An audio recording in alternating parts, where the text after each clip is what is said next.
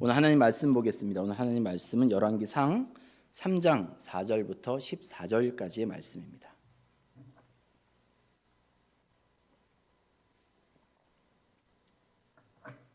열왕기상 3장 4절부터 14절까지의 말씀인데요. 찾으신 성경 보시고 또 앞에 화면 보시고 함께 읽겠습니다. 시작.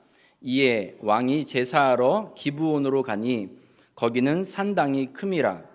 솔로몬이 그 제단에 1000번제를 드렸더니 기브온에서 밤에 여호와께서 솔로몬의 꿈에 나타나시니라. 하나님이 이르시되 내가 네게 무엇을 줄꼬 너는 구하라. 솔로몬이 이르되 주의 종 내 아버지 다윗이 성실과 공의와 정직한 마음으로 주와 함께 주 앞에서 행함으로 주께서 그에게 큰 은혜를 베푸셨고 또 그를 위하여 이 큰 은혜를 항상 주사 오늘과 같이 그의 자리에 앉을 아들을 그에게 주셨나이다. 나의 하나님 여호와여, 주께서 종으로 종의 아버지 다윗을 대신하여 왕이 되게 하셨사오니 종은 작은 아이라 출입할 줄을 알지 못하고 주께서 택하신 백성 가운데 있나이다. 그들은 큰 백성이니라. 수요가 많아서 셀 수도 없고 기록할 수도 없사오니 누가 주의 이 많은 백성을 재판할 수 있사오리이까. 듣는 마음을 종에게 주사 주의 백성을 재판하여 선악을 분별하게 하옵소서. 솔로몬이 이것을 구하매 그 말씀이 주의 마음에 든지라. 이에 하나님이 그에게 이르시되 내가 이것을 구하도다. 자기를 위하여 장수하기를 구하지 아니하며 부도 구하지 아니하며 자기 원수의 생명을 멸하기도 구하지 아니하고 오직 송사를 듣고 분별하는 지혜를 구하였으니 내가 내 말대로 하여 내게 지혜롭고 총명한 마음을 주노니 내 앞에서도 너와 같은 자가 없었거니와 내 뒤에도 너와 같은 자가 일어남이 없으리라. 내가 구하지 아니한 부귀와 영광도 내게 주노니 내 평생의 왕들 중에 너와 같은 자가 없을 것이라. 내가 만일 내 아버지 다윗이 행함같이 내 길로 행하며 내 법도와 명령을 지키면 내가 또 내 날을 길게 하리라. 아멘. 여러분 오늘 어떻습니까? 네, 여러분 오늘도 좋으시죠? 네, 좋으십니까? 네. 바쁘고 복잡한 삶의 자리에서 여러 가지 참 정신없는 그런 뉴스들 속에서 이렇게 함께 나와 하나님의 말씀과 하나님의 은혜를 나누게 되니 참 감사합니다. 여러분 모두에게 하나님의 은혜와 평강이 함께 하시길 간절히 축복합니다. 한국에서는 학생들이, 특별히 학생들, 수험생들이 많이 읽어야 하는 성경이 있습니다. 네, 잠언입니다. 왜 잠언을 읽을까요? 네. 잠언은 모두 31장으로 되어 있습니다.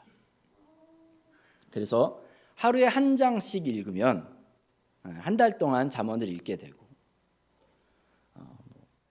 근데 사실 학생들이 잠언을 찾아서 읽는다기보다는 자녀를 둔 부모들이, 특히 수험생을 둔 부모들이 읽게 합니다. 왜 유독 잠언을 읽게 할까요? 이런저런 그럴듯한 이유를 댈 수 있겠지만 우리 부모들의 속내는 잠언을 읽으면서 그 지혜를 습득하고 그 지혜를 바탕으로 좋은 대학 가고 좋은 직장 잡고 좋은 배우자 만나고 좋은 가정 꾸리고 앞으로 승진하고 더 많은 것을 누렸으면 하는 바람에서 잠언을 읽게 합니다. 사무엘상도 31장으로 되어 있습니다. 근데 여러분 사무엘상을 읽힌다는 건 부모는 많이 없죠. 하루에 한 장씩 사무엘상을 읽어라. 역대하는 29장인데 하루에 한 장씩 역대하를 읽어라. 이렇게 권하는 부모는 별로 없습니다. 다 잠언을 읽어라. 여러분 잠언의 저자가 누구입니까? 네, 잠언 1장 1절 보시면 다윗의 아들 이스라엘 왕 솔로몬의 잠언이라. 물론 잠언에는 솔로몬이 아닌 다른 인물들의 글들도 포함되어 있습니다만 대부분의 잠언의 저자는 솔로몬입니다. 솔로몬은 참 개인적으로 참 미스테리한 인물 중에 한 명입니다. 성경에 보면 처음과 나중이 다른 사람들이 꽤 많이 나옵니다. 그런데 그 중에서도 이렇게 앞과 뒤가 처음의 삶과 나중의 삶이 이 정도로 바뀐 사람이 또 있을까 싶을 정도의 그런 사람이 바로 솔로몬입니다. 오늘은 솔로몬의 이 처음, 하나님께 지혜를 얻고 그 지혜를 바탕으로 여러 가지를 누렸던 그 초기 시대의 솔로몬에 대해서 함께 말씀을 나누고, 다음 주에는 이 솔로몬의 이후의 삶이 어떻게 바뀌었는지를 한번 살펴보려고 합니다.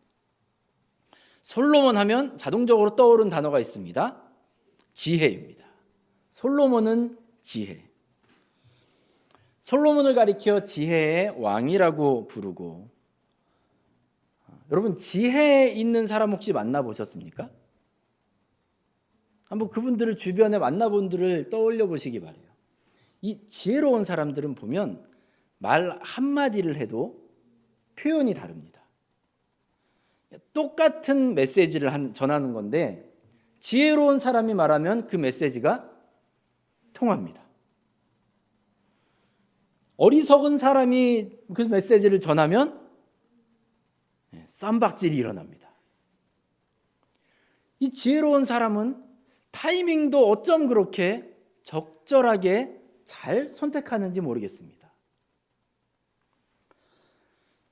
솔로몬의 지혜는 그러한 이 세상의 지혜뿐만 아니라 하나님의 지혜였기 때문에 더 많은 사람들의 존경을 받았습니다. 솔로몬이 얼마나 지혜로운가? 열왕기상 3장에 보면 나오는 솔로몬의 재판, 여러분 다 아실 겁니다. 두 여인이 한 아기를 놓고 지금 싸움이 일어났습니다. 서로 자기 아들이라고 주장합니다. 요새 같으면 유전자 검사하면 쉽게 나오겠지만 그런 것으로 확인할 길이 없었던 솔로몬 당시에 솔로몬이 내린 판결은 이렇습니다. 칼로 아이를 반으로 나누어라. 그래서 똑같이 주어라. 얼마나 공평하고 깔끔한 해결 방식입니까? 그때 이 아이의 생모가 뭐라고 말합니까? 마음이 불붙는 것 같아서 왕께 아뢰어 청하건대 내 주여 산 아이를 그에게 주시고 아무쪼록 죽이지 마옵소서. 진짜 어머니가 아닌 사람은 내 것도 되게 말고 내 것도 되게 말고 나누게 하라라고 말합니다. 이 두 사람의 대답을 듣고 솔로몬은 진짜 어머니가 누구인지를 발견할 수 있었고 올바른 판결을 내렸습니다. 솔로몬이 이렇게 올바른 판결을 내린 것에 대해서 열왕기상 3장 28절에서는 이것이 하나님의 지혜가 그 안에 있었기 때문에 가능했다라고 말합니다. 솔로몬의 지혜는 하나님께로부터 온 지혜였습니다. 우리가 솔로몬의 지혜를 생각할 때 솔로몬이 갑자기 어느 날 엄청나게 높은 IQ의 소유자가 돼서 모든 이제 뭐 법칙이나 어떤 지식을 다 통달하고 요새 말로 하면 천재가 되었다는 말이 아니에요. 그렇죠? 솔로몬의 지혜는 천재가 아닙니다. 하나님의 지혜, 하나님의 마음으로 보고 판단할 수 있는 것이 바로 솔로몬의 지혜였습니다. 솔로몬이 어떻게 이러한 지혜를 가질 수 있게 되었는가? 솔로몬이 다윗의 뒤를 이어 왕위에 올랐는데 이제 왕이 된 솔로몬이 아버지가 준비해 놓은 그 여러 재료들을 가지고 하나님을 위한 성전을 짓기 시작했습니다. 성전을 짓는 도중에 솔로몬은 기브온에 있는 산당에 가서 하나님 앞에 제사를 드립니다. 이때 드린 예배가 일천번제인데 번제는 희생 제물을 태워서 드리는 제사를 번제라고 말합니다. 여기서 우리가 좀 오해하지 말아야 되는 거. 이게 일천번제를 드리고 나서 하나님이 솔로몬에게 나타나셨어요, 꿈에. 근데 이 일천번제를 우리 한국 교회에서 굉장히 많이 오해하고 이걸 좀 잘못 해석하는 게 있는데 일천번제를 1000번의 번제, 그러니까 1000일 동안 드린 번제나 예물로 그렇게 많이들 이야기해 왔습니다. 또 다른 주장은 이 일천번제는 1000개의 희생제물을 드린 제사다라고 보는 것입니다. 이게 사실 이 두 개는 이게 논쟁의 여지가 없을 정도로 분명합니다. 영어 성경 보시면 저기 적힌 대로 thousand burnt offering입니다. 그러니까 1000번의 제사, 1000일 동안 드린 예배가 아니라 한 번에 제사를 드릴 때 1000마리의 제물을 드린 것을 일천번제라고 말합니다. 이게 이제 어떻게 좀 그러니까 오해가 어떤 식으로 이게 사람들이 받아들이냐면 일천번제를 드리고 하나님이 솔로몬에게 나타나셨잖아요. 그거를 우리는 어떻게 이걸 자꾸 해석해 왔냐면 예물을 헌금을 1000번을 드리고 나면 마지막 1000번째 헌금 드리고 나면 하나님이 우리가 기도하는 것을 착 응답해 주신다. 이런 식으로 이상한 길로 가서 해석하는 경우가 많습니다. 여러분 혹시 예전에 부흥회 같은 데 가보시면 예물 드린 이름들 쫙 발표하면서 1000번째 중 몇 번째 헌금 이런 거 아마 들어보셨을 겁니다. 우리가 그 예물을 드릴 때 내가 하나님 앞에 1000번의 예물을 작정하겠다라고 드리는 것이라면 괜찮습니다. 주님, 제가 주님 앞에 작정하고 1000번의 예배를 드리겠습니다. 괜찮습니다.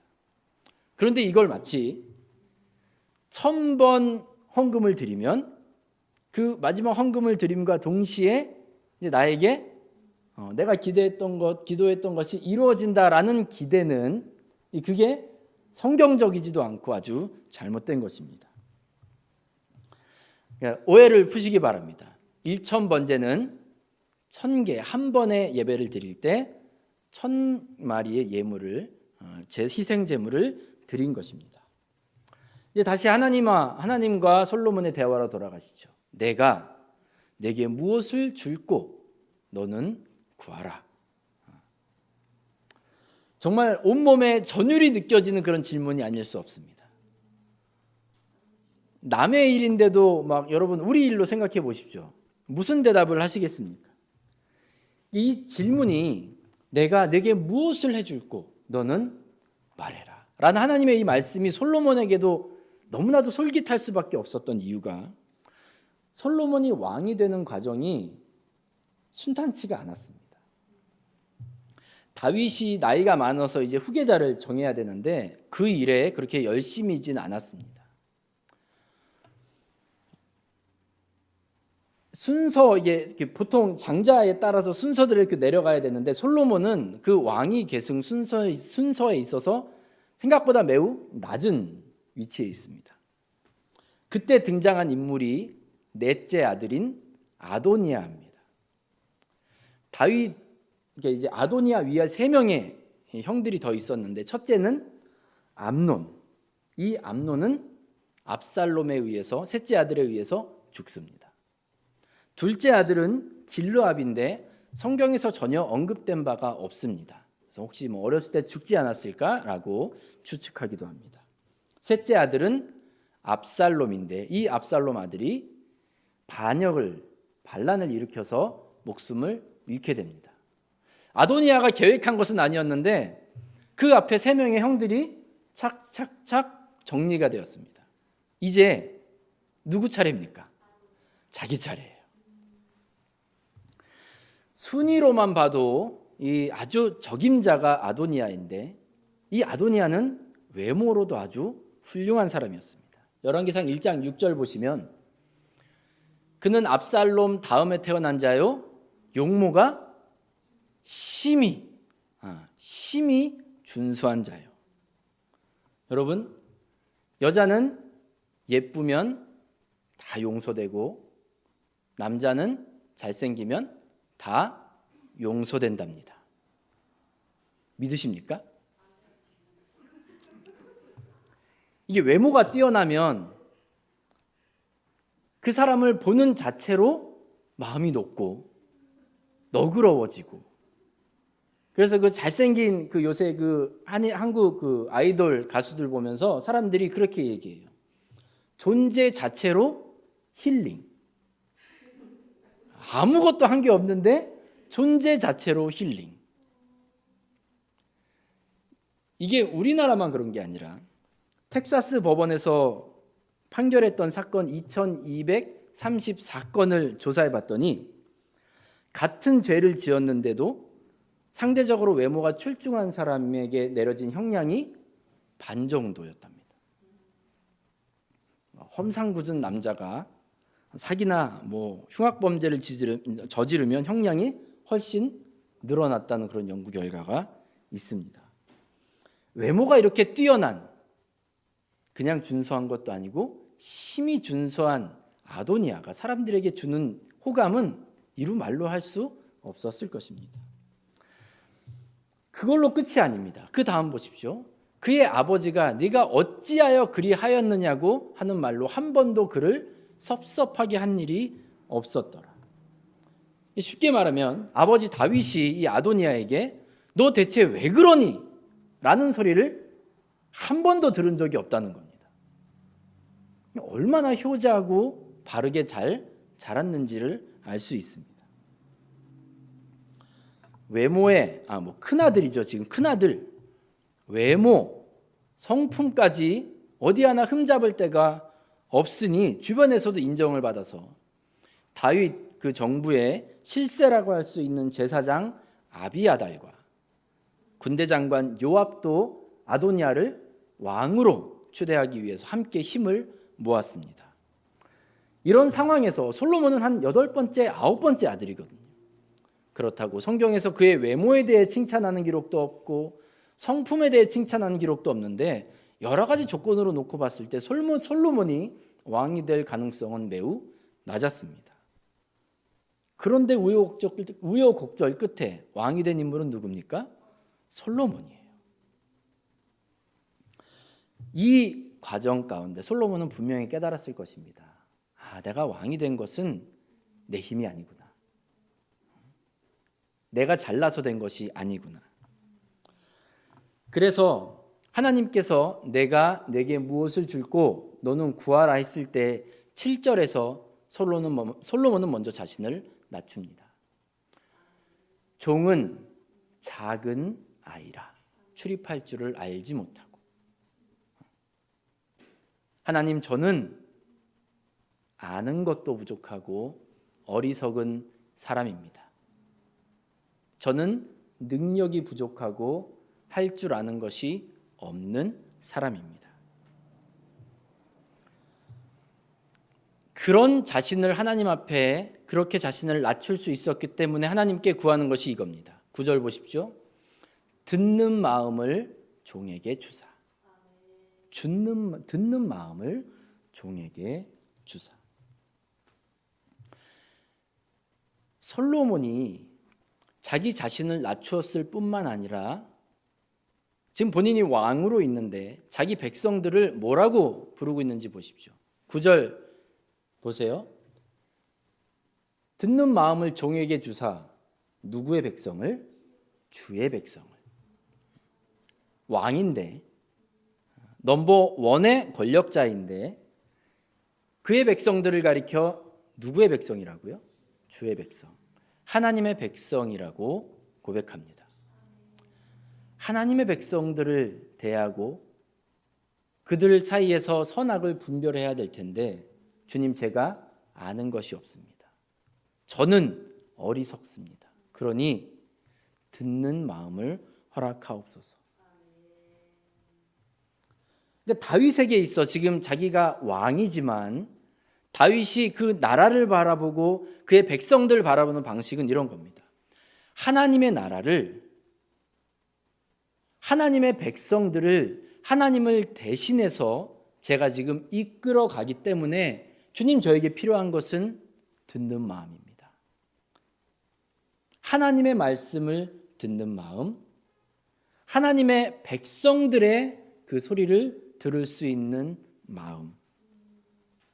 솔로몬은 하나님 앞에 이것을 구하고 있습니다. 그리고 11절 보시면 하나님은 이 듣는 마음을 가리켜서 듣고 분별하는 지혜라고 말씀하고 있습니다. 그러니까 결국 듣는 것이 지혜가 됩니다. 우리가 보통 자녀를 위해서, 우리 자신 위해서 기도하실 때 솔로몬의 지혜를 구하실 겁니다. 앞서도 말씀드렸지만 우리가 솔직히 원하는 솔로몬의 지혜는 듣는 마음이 아니라 모든 것을 알 수 있는 천재적인 능력. 그래서 사람들이 다 우러러 볼 수 있는 그런 지적인 능력, 탁월함, 똑똑함. 그러니까 자녀들에게 잠언을 읽으라고 하지 않겠습니까? 하지만 성경이 말하고 솔로몬이 구하고 있는 지혜는 그러한 똑똑함, 탁월함의 지식의 개념이 아닙니다. 하나님의 말씀을 듣는 지혜, 그리고 사람들, 하나님의 백성들을 듣는 지혜가 바로 듣는 마음이 바로 지혜입니다. 여러분, 하나님의 말씀을 잘 들어서 하나님의 지혜를 누리는 여러분 되시길 축복합니다.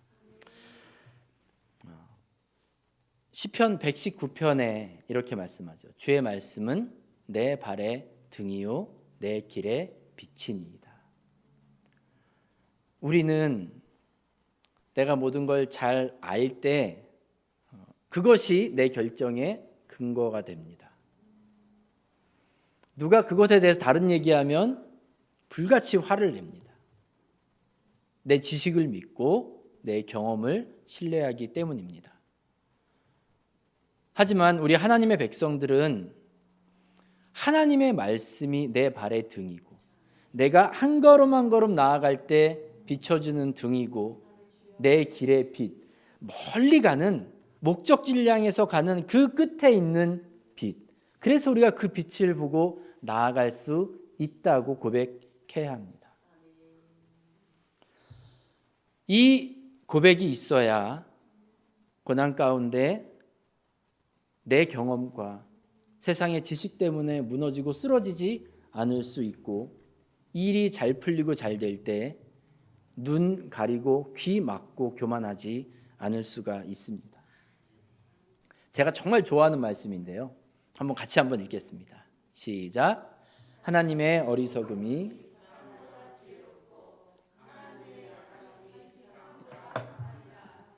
아멘.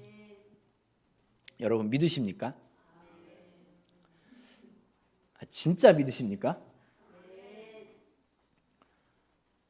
말씀을 읽다 보면, 그리고 하나님의 뜻이라고 그것을 대하다 보면 이걸 대체 내가 왜 해야 돼?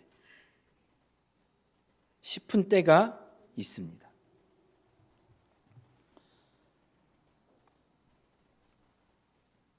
우리는 하나님의 어리석음이 사람보다 지혜롭고 하나님의 약하심이 사람보다 강하니라라고 고백하고 외우고 읽을지 모르겠지만 실제로 삶 속에서는 반대로 적용하는 때가 훨씬 많습니다.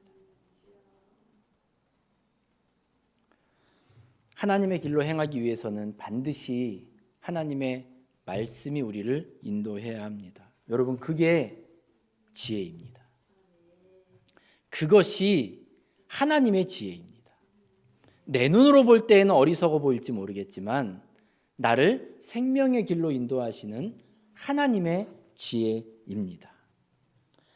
그래서 다윗과 같이 여러분, 솔로몬과 같이 그렇게 고백하시기 바라요. 하나님, 저는 어린 아이입니다.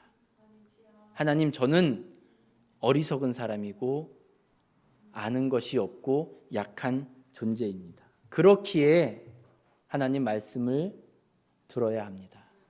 하나님 말씀이 필요합니다 라고 고백할 수 있는 저와 여러분 되시길 축복합니다. 두 번째로 하나님의 백성들의 말도 여러분 잘 들으시기 바랍니다.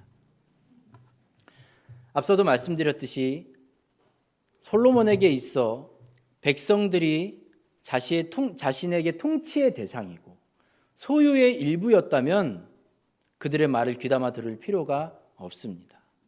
좋은 말만 들으면 되고 듣기 싫은 말은 안 듣고 혼내면 그만입니다.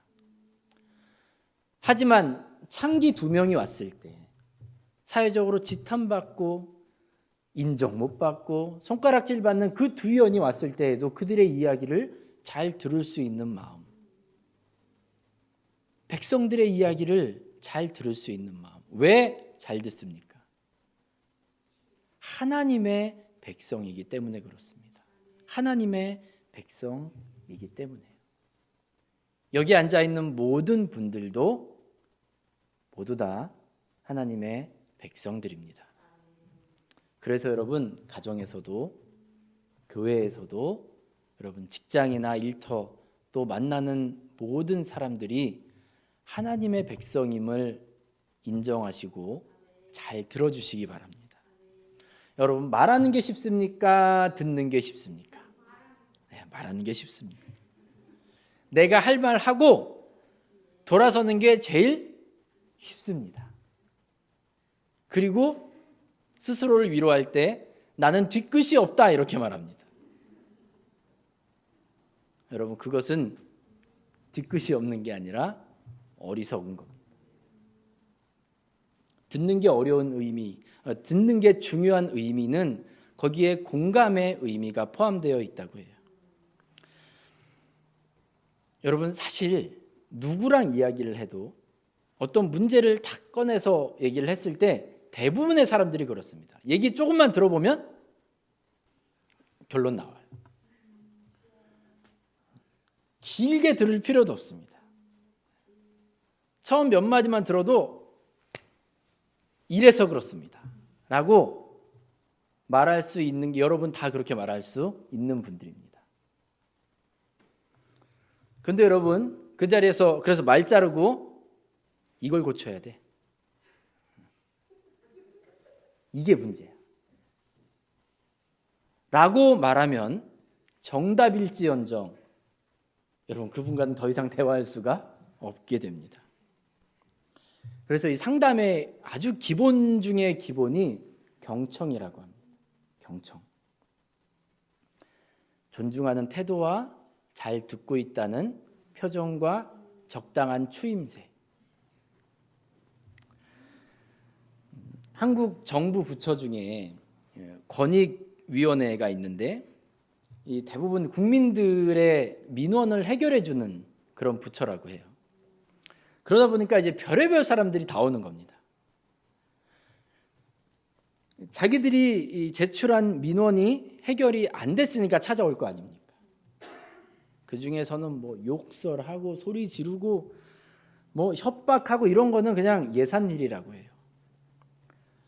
그런데 여러 그런 많은 민원들 중에 특별히 해결이 어려운 것들이 있겠죠. 이렇게 특별히 어려운 민원들을 해결하기 위한 부서가 전담팀이 따로 설립이 되었는데 일명 고충 민원 특별조사팀이라고 불린답니다. 그러니까 여기에 팀장으로 부임한 분이 15년 경력의 조사관인데 이분이 아주 실적이 좋았대요. 이분의 실적, 고민 해결, 그 민원 해결을 위해서 상담하면서 생각보다 많은 분들이 이분하고 대화하면서 해결이 됐다는 거예요. 그래서 그 비결이 무엇입니까? 했더니 이분이 생각보다 간단합니다. 경청과 적절한 추임새였습니다. 민원 해결이 안 된 것 때문에 찾아오는 많은 사람들이 대부분 빽 있고 힘 있는 사람들이 아니래요. 그러니까 너무나도 억울하고 속상한 마음에 찾아와서 목소리를 높이고 때로 욕을 하고 그럴 때에도 이분이 정말 그랬겠네요. 저라도 화가 났겠네요. 적절한 타이밍에 추임새를 하고 그냥 편하게 말씀하시라고 처음부터 끝까지 기다려주면 민원의 한 절반 정도가 그냥 알아서 해결이 돼버리더란 말입니다. 여러분 우리가 지혜로워서 세상의 모든 이치와 진리를 다 깨달아서 사람들의 그 지혜로운 게 아닙니다. 모든 지식을 알기 때문에 지혜로운 것이 아니에요. 잘 듣는. 왜 잘 듣습니까? 이 옆에 있는 사람, 뒤에 있는 사람, 앞에 있는 사람이 누구라고요? 하나님의 백성이에요. 하나님의 백성이니까 잘 듣습니다. 이러한 백성들에 대해서, 이러한 백성의 소리를 잘 듣고 하나님의 말씀을 잘 듣는 것에 대해서 하나님이 10절 보십시오. 그 말씀이 주의 마음에 든지라. 하나님이 솔로몬의 이 대답을 듣고 너무 기쁘셨어요. 너무 좋으셨어요. 솔로몬이 하나님께, 하나님, 제가 정말 기가 막힌 성전 한번 지어보겠습니다. 하나님, 이 나라 한번 제대로 살려보겠습니다라고 호언장담하지 않았습니다. 제가 하나님 말씀 잘 듣겠습니다. 하나님의 백성들 말 잘 듣겠습니다 라고 고백했을 때 그것이 주의 마음에 든지라. 그래서 하나님이 이것에 대해서 12절과 13절 보시면 내게 지혜롭고 총명한 마음을 줄 것이고 또 내가 구하지 아니한 부귀와 영광도 내게 줄 것이다 라고 약속하십니다.